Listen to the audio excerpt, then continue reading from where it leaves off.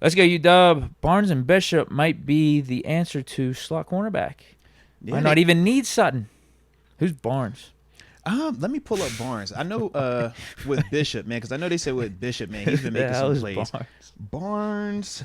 Let's see. Yeah, I heard See. Bishop's getting the number one reps. Yeah, Bishop. Right now. He's been taking looking good too. He's been taking all of those reps. Been making plays. Also, we've seen a couple of the clips, obviously, where Calvin Austin has had some success with the speed. A little bit.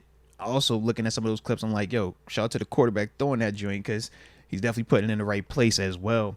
But yeah, I'm actually trying to Kalon Barnes. All right. We just pick him up. Former 7th round pick in 2022 to the Carolina Panthers.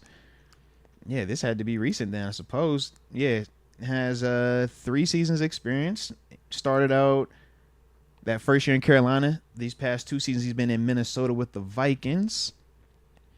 But nothing in terms of active stats or anything like that. So we'll see, man. But 6 foot, $186, good size on him, especially if we're talking in the slot. We're gonna get familiar with him. With How all about due that? respect to Kalen Barnes, We'll take get familiar Beanie with him. Bishop. Well, this is my thing, man. Nobody knew about an Arthur Milet like that. Nobody knew about a Mike Hilton like that. Nobody knew about a Cam Sutton. Or a little bit more people know about Cam Sutton because he was a draft pick. But think about the past couple guys that we've utilized. They haven't been big names or all Does he even world. play slot? They're saying, I'm just based off of what the comments say. Sure. That's all.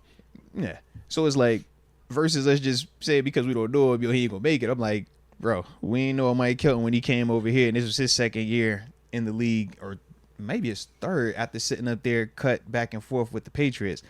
Came here, and now he's turned himself into a heck of a player. So with Kalon, man, we'll see. You know, I hope I'm pronouncing his name right. I could be butchering it. If I am, no offense, baby. You're saying he's pretty fast. Yeah. Like I said, I'm not familiar with him, but at 6 foot, $186, that's decent size.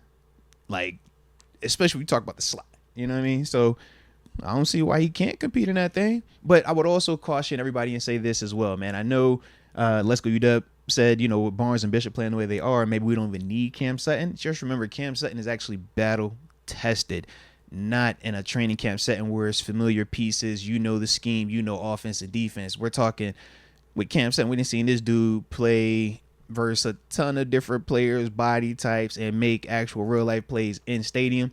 So as much as I'm excited about what those guys are doing in training camp, I'm still going to reserve that part for the season when they actually can start making plays. And that's, you know, what we're going to talk about kind of with every position, realistically, with some of these younger guys, draft picks versus proven veterans and stuff like that.